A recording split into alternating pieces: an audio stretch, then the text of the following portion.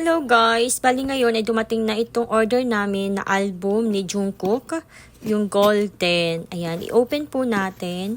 Itong ino-open ko po ay sa friend ko po to at inalaw niya akong i-unbox po. So ito yung laman po nung box. Ayan, ito po ay para po siyang CP holder. Ito yung Golden po na reverse version. Ito po ay free po yan. So, ito po yung solid version. Ito po yung substance version. At ito po yung shine version.